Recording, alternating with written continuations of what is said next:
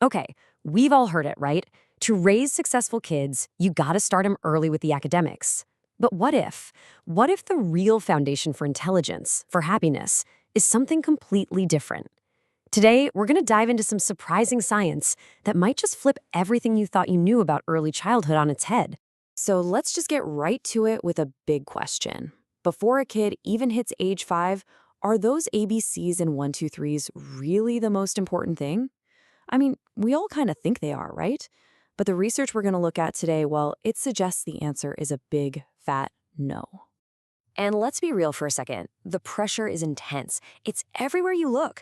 You see these products, these programs, all promising to give your toddlers some kind of competitive edge. You've got flashcards for 2-year-olds, reading programs for 4-year-olds. It's this nonstop push to get them reading before they even start school. It's literally an entire industry built on this idea that earlier is better.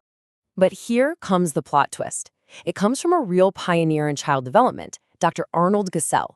His huge landmark research over at Yale basically showed that pushing academics super early, well, it doesn't actually make for smarter adults.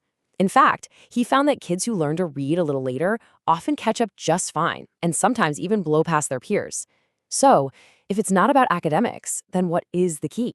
And that's what brings us to what modern science is telling us about those first 5 years.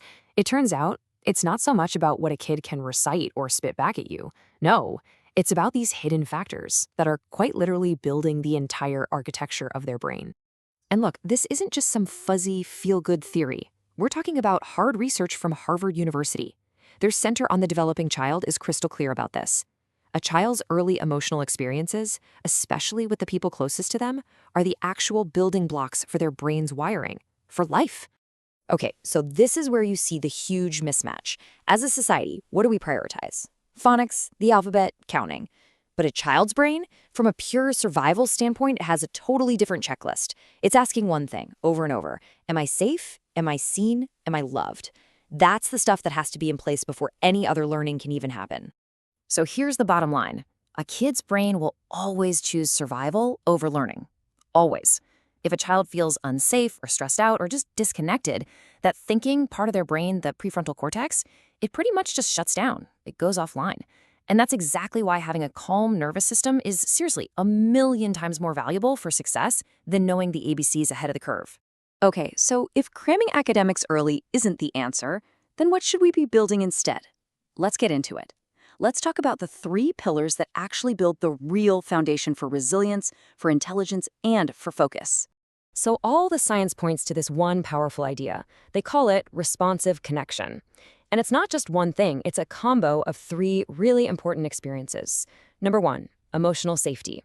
Number 2, responsive love, which just means the kid knows, deep down, that their needs are going to be met. And number 3, and this might be the most surprising one, play. Yep, just play. Those 3 things together, that's what builds a healthy brain. And we have to talk about play for a second, because so many of us just write it off as, just fun.